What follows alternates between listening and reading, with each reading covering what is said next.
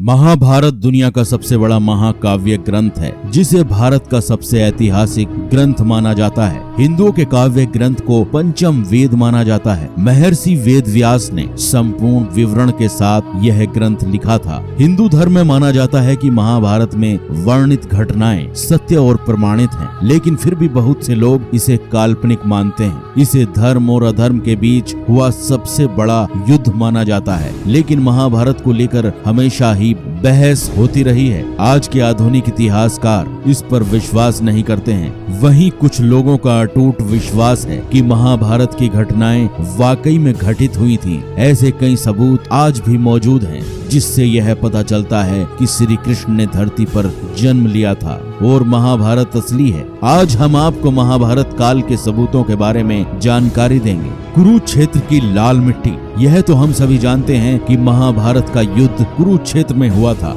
जो कि हरियाणा राज्य में स्थित है। कहते हैं उस समय भयंकर युद्ध में बहे खून की वजह से वहां की जमीन लाल हो गई थी। पुरातात्विक विशेषज्ञों ने भी माना है कि महाभारत की घटना सच थी। उस जगह पर तीरों और भालों को जमीन में गड़ा पाया गया है, जिनकी जांच में यह पता चला है कि यह 2800 ईसा पूर्व के हैं, जो कि लगभग महाभारत काल के समय के बने हुए हैं। अर्जुन का चक्रव्यूह, आप महाभारत में अर्जुन के चक्रव्यूह के बारे में जानते होंगे, लेकिन आपको पता है इस चक्रव्यूह का जीता जागता सबूत आज भी मौजूद है। हिमाचल प्रदेश के हमीरपुर जिले के 16 सिंघवी धार के नीचे बसा राजनोड़ गांव एक ऐतिहासिक स्थल के रूप में मशहूर है। यहाँ पर पांडव अज्ञातवास के दौरान रुके थे। इसी समय अर्जुन ने यहाँ पर चक्रव्यूह का ज्ञान प्राप्त करके उसे पत्थर पर बनाया था, जो आज भी यहाँ मौजूद है। इस चक्रव्यूह को ध्यान से देखने पर पता चलता है कि अंदर जाने का रास्ता तो साफ दिखाई देता है, लेकिन बाहर आने का रास्ता पता नहीं चलता। इस जगह को पीपलू किले के नाम से जाना जाता है। ब्रह्मास्त्र और न्यूक्लियर हथियार,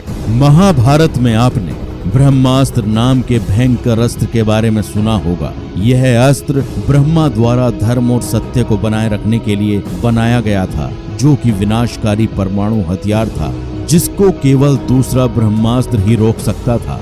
जो इसे चलाता है वही इसे वापस लाने की क्षमता भी रखता है। रामायण में भी लक्ष्मण ने मेघनाद पर ब्रह्मास्त्र से प्रहार करने का सोचा, तो भगवान श्री राम ने यह कहकर रोक दिया कि अभी इसका प्रयोग करना सही नहीं है, क्योंकि इससे सारी लंका नष्ट हो जाएगी और कई बेकसूरों की जान चली जाएगी। ब्रह्मास्त्र बेहद खास होता था, जिस कारण महाभारत और रामायण काल में यह सिर्फ गिने चुने योद्धाओं के पास ही होता था। रामायण में यह अस्त्र लक्ष्मण और महाभारत में यह द्रोणाचार्य, अश्वत्थामा, श्री कृष्ण, युधिष्ठिर, कर्ण और अर्जुन के पास था। यह अस्त्र पूरी दुनिया को नष्ट करने की ताकत रखता है। अमेरिका ने जे रॉबर्ट ओपेनहाइमर को परमाणु बम बनाने को दिया, फिर इसका परीक्षण किया गया।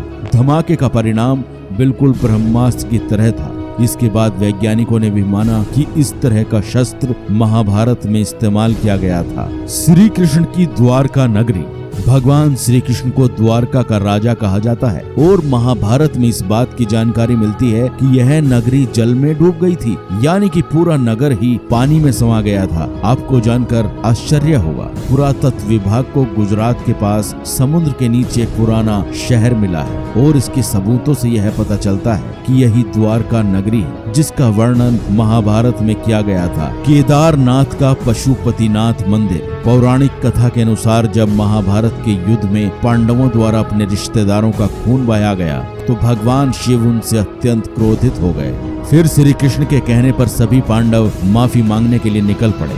गुप्त काशी में पांडवों को देखकर भगवान शिव वहां से अदृश्य होकर अन्य स्थान पर चले गए। इस स्थान को केदारनाथ के नाम से जाना जाता है। फिर पांडव केदारनाथ भी पहुंच गए, लेकिन भगवान शिव उनके आने से पहले ही भैंस का रूप लेकर वहां उपस्थित भैंसों के झुंड में शामिल हो गए। पांडवों ने भगवान शिव की पहचान तो कर ली, लेकिन भगवान शिव भैंस के रूप में ही जमीन में समाने लगे। तभी भीम ने अपने बल से भैंस रूपी शिव जी को धरती में समाने से रोक दिया। फिर भगवान शिव अपने असल रूप में आ गए और उन्होंने पांडवों को क्षमा कर दिया। भगवान शिव का मुंह तो बाहर था, लेकिन उनका शरीर शरीर केदारनाथ पहुंच गया था। फिर जहां उनका शरीर पहुंचा वह स्थान केदारनाथ और उनके मुंह वाला स्थान पशुपतिनाथ के नाम जाता है। यह दोनों मंदिर आज भी मौजूद हैं। इसका मतलब महाभारत का युद्ध भी हुआ था। लाक्षागृह, महाभारत काल में लाक्षागृह की भूमिका भी महत्वपूर्ण मानी जाती है। कौरवों ने पांडवों को जलाने की साजिश के लिए लाक्षागृह का निर्माण करवाया था, लेकिन पांडव सुरंग से निकलकर बाहर आ गए थे। कहा जाता है आज भी यह सुरंग उत्तर प्रदेश के बरनावा नामक स्थान पर मौजूद है। महारथी कर्ण का अंगराज्य। कुंती के सबसे बड़े पुत्र दानवीर कर्ण अंग देश के राजा थे, जो उन्हें दुर्योधन ने उपहार में भेंट किया था। आज अंग देश को उत्तर प्रदेश के गोंडा जिले के नाम से जाना जाता है। जरासंध द्वारा अपने राज्य के कुछ हिस्सों को कर्ण को देने की बात भी कही जाती है, जो आज बिहार के मुंगेर और भागलपुर जिले के नाम से जाना जाता है। इन राज्यों का स्थान वही है जहां कल था। इसे चाहकर भी बदला नहीं जा सकता। इस बात से ही आप इसकी सच्चाई का पता लगा सकते हैं। श्रीमद् भागवत गीता, जिन्होंने भागवत गीता पढ़ी होगी वह यह भी जानते होंगे इसमें ज्यादातर श्लोक 2 लाइनों में लिखे गए हैं। आप किसी भी श्लोक को समझें, पढ़ें और समझें तो वह कम शब्दों में बहुत अधिक बात कह देते हैं। जैसे गागर में सागर। गीता में जो बात लिखी वह किसी सामान्य व्यक्ति द्वारा नहीं बताई जा सकती है। भले ही मानव सभ्यता का काफी विकास हो गया हो, लेकिन आज भी गीता में वह ज्ञान है जो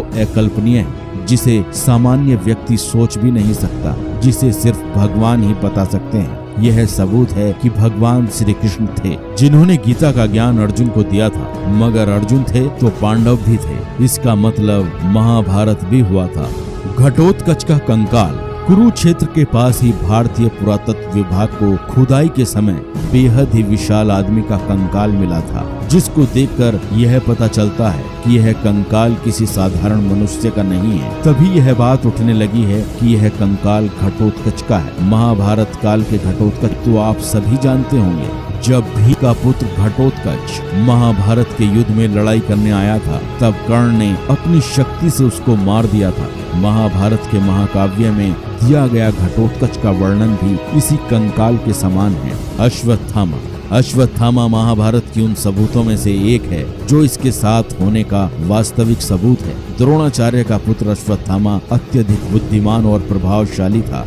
बचपन से ही अश्वत्थामा के माथे पर एक मणि थी, जिस कारण उसे कोई हरा नहीं पाता था। इतिहास में कई बार लोगों ने अश्वत्थामा को देखे जाने की बात कही है। इतिहास में तो यह भी लिखा है कि अश्वत्थामा ने ही पृथ्वीराज चौहान को उनका शब्द वैदिक बाण चलाना सिखाया था। आज भी भगवान शिव का एक ऐसा मंदिर है जहां अश्वत्थामा रोज सुबह आकर जल और फूल चढ़ाते हैं। जब महाभारत के युद्ध में अश्वत्थामा के पिता गुरु द्रोणाचार्य को कपट नीति अपनाकर मार दिया गया था, तो अश्वत्थामा ने गुस्से में आकर द्रौपदी के 5 पुत्रों को सोते समय वध कर दिया था। फिर अर्जुन गुस्से में आकर अश्वत्थामा का पीछा करने लगे। तभी अश्वत्थामा ने अर्जुन पर ब्रह्मास्त्र छोड़ दिया। फिर अश्वत्थामा ने ब्रह्मास्त्र को अभिमन्यु की पत्नी उत्तरा के गर्भ की तरफ मोड़ दिया। श्री कृष्ण ने अबोध बालकों और स्त्री की हत्या को अधर्म बताकर गुस्से में आकर अश्वत्थामा के माथे से मणि निकाल ली और कलयुग के आखिरी तक उन्हें पृथ्वी पर भटकने का